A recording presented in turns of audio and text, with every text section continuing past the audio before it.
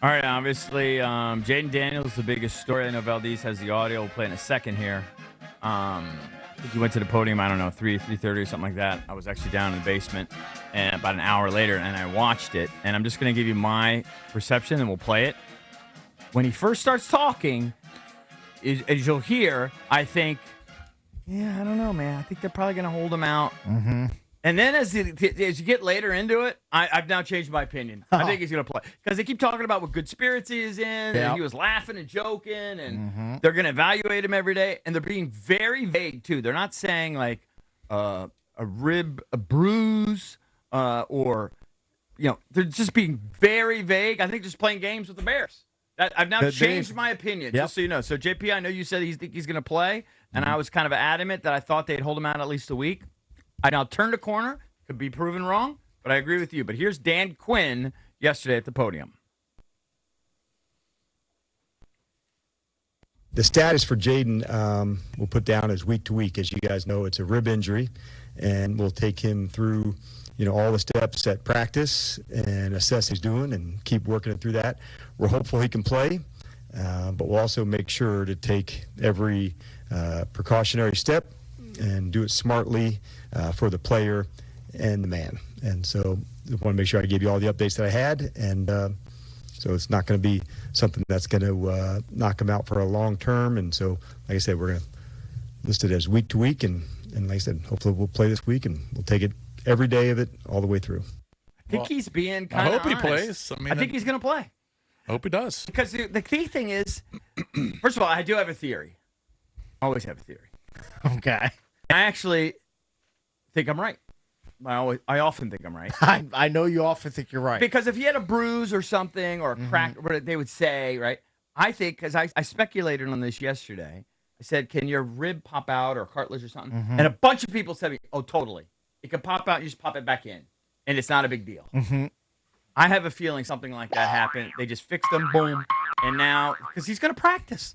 They're going to evaluate him every day. Make sure he can make all the throws. Now, if he has pain or a setback during practice, then later in the week they might be right. Let's save him. Let's have him miss the Bears game. They don't want him to miss the game, but if it's better for them long term and him long term, I believe they're looking out for his best interests. I definitely believe that. I think Justin Herbert had the same exact thing happen to him last season, and Herbert played the next week. What happened with Herbert?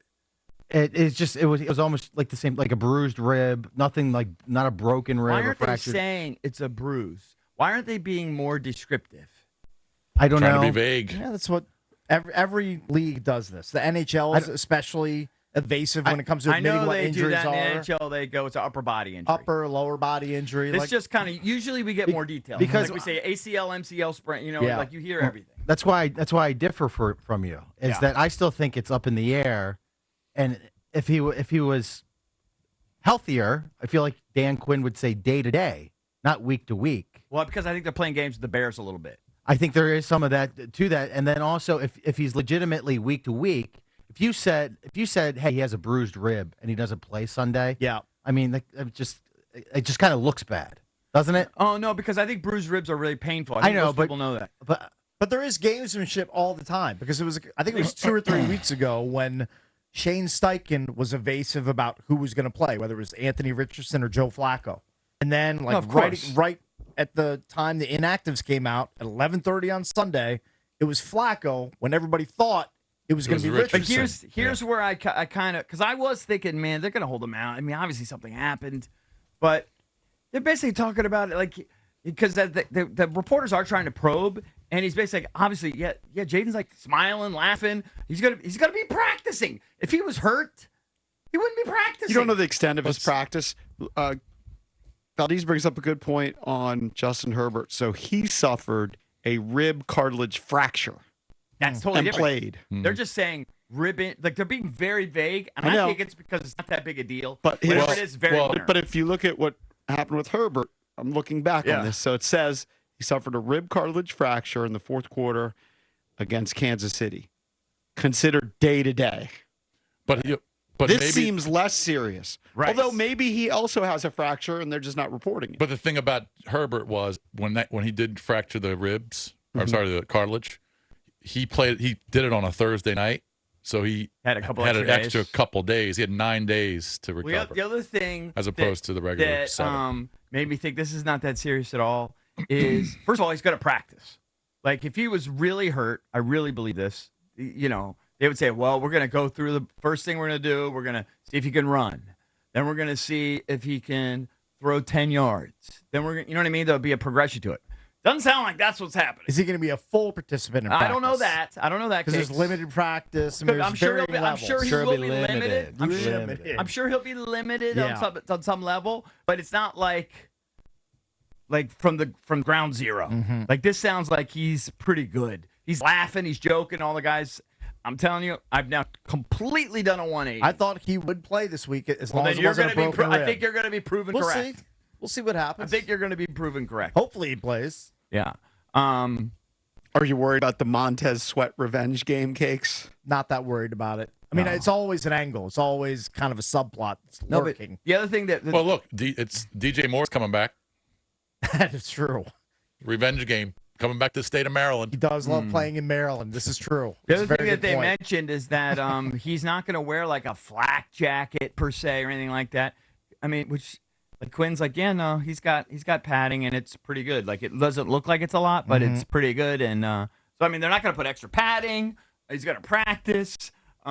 He's laughing and smoking and joking. Wheels up, baby. I'm telling you, wheels up. This guy's playing. I mean, I mean, if I'm doing the math and I've been wrong a million times, I've changed my opinion. I think he's playing. So that's great news if it, in fact, turns out to be the case. Now, I know CBS wants him to play. CBS they wants him to certainly play. I didn't click on it, but I did see that the Bears are actually favored. Now, I don't know if that's because they're it's up in the air and they're assuming maybe that he won't play. Do you see it? I'm on Yes. the FanDuel. I'm trying to look at the number. It's 2.5. Bears minus 2.5, over under 44.5. Okay, yesterday at this time of the article was 1.5, so it's moved to 2.5. All right. ESPN Bet has the Bears -3. Right. Although Good. the matchup predictor, what do you think it's at? Cakes' matchup predictor, if Jayden was healthy, was 80% Commanders win. I was 60% Commanders win. Hold on, I've already given a matchup predictor. Yeah, you for said this? yesterday, you said the Cakes predictor You was said 80-20. You said it was 80%. Oh, don't really recall that. Maybe he meant maybe 80% they'd be favored. Oh, no, that doesn't No. that doesn't make sense. He said He said 80-20 You're yesterday. asking me what the ESPN No. matchup predictor is? No, your the Cakes- personal Oh, predictor. If Jayden plays, Yes, you said it was 80-20. can I get a Both caveat? Jason and I heard it. Can I get a caveat, a carve out in case he re-injures his rib?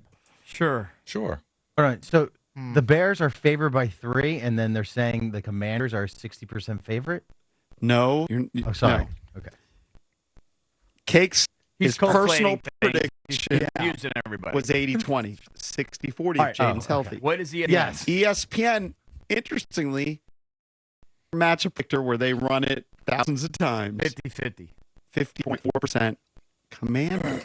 That's only a Weird. slight lean. So the 54% fit, and then they're getting 3 points. Okay. Yeah, but they kind of I mean, that's the whole thing, the bet, right? They're just trying to get money. Reacting to the news. That's what I'm thinking. The case matchup predictor. If Jayden plays but re-injures his rib, 60% chance the Commanders win. If Jayden plays to 100% capacity, 75% Commanders the other win. So thing you have if Marcus Mariota plays, you still have them 6% Yes, favorite. but again, I've only run this just now. One time in your brain. Yeah, Yeah. It has been run 1,000 times through the sim. Well, You know how the Commanders get criticized for only beating losing teams? Yeah. I'm looking at the Who have the Bears' Bears last beaten? 3 wins. The last 3 wins, they beat the Rams, Yeah. Boopy. The Squeaker. Panthers. similar score to what the Commanders did. Yeah. Let's And make then them out to be Jacksonville. unbeatable. I like Yeah. that. Well, Let's no like one's- that. They're a juggernaut. Yeah. Nobody thinks No that. one's saying that. No one's saying the Bears are great. But they've won 3 straight. They're playing better. Caleb returns to DC angle. Yeah, there you go. have to Revenge. Factor that in. Who? too. Caleb. Caleb. He's, Because from, he, he's actually from Bowie.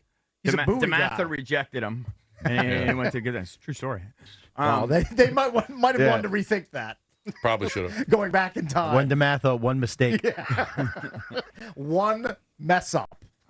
Damn it! I lost my train of thought. I wonder how we did against Gonzaga when Caleb was there. Probably not great. We had the kid Bo, whatever, that went I'm to. going to guess you guys the didn't kid do that went to great Air Force. facing Caleb Williams in high school. I think there was a Hail Mary game I think Gonzaga won on a Hail Mary. Was it Bo English? Is that the kid's name? Bo He was the English. kid that went to Air Force. Okay. That was the quarterback. I know at you're the talking time. about. Yeah.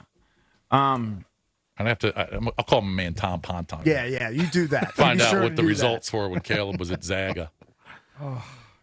I had a point that JP talked over me, and I lost. Can we run the rest of the? Well, I wanted to run. I wanted to run. I don't know if he has it. Because we had the discussion yesterday. What everyone's talking about. Would they limit the runs? Would they limit the designed runs? Do you have that, Valdez? No. And I'll just paraphrase for you. And if Valdez finds it, fine. If he doesn't, no big deal. He basically says no. I think I knew that answer already. He says no. You know, it wasn't like he went through the A gap and he had a D tackle crush him. He was 35 yards downfield. It's no different than a scramble, and it was just an awkward. And this is another clue for me. Is he even basically said it wasn't like it was some high impact thing? Yeah, which makes me think it's kind of a freak accident. It was a fluke, whatever it was. That's why I'm going with my theory. He popped something. They popped it back in. He's money. It's like you popped your finger, you pop it back in, and you're silly. A dislocation. Hey, that's my theory. Caleb Williams had a pretty good game against DeMatha in that game. Yeah. You made me look it up, and they did win on a Hail Mary. It was a Hail Mary, yeah. I only completed 13 to 29 passes for 358 yards and 3 touchdowns, and he ran for 113 yards and 3 touchdowns. Yeah, that's a pretty good high school player. They won a prayer. Who won? Gonzaga won on a Hail Mary. Who won? Yeah. Gonzaga. Yeah, thank you.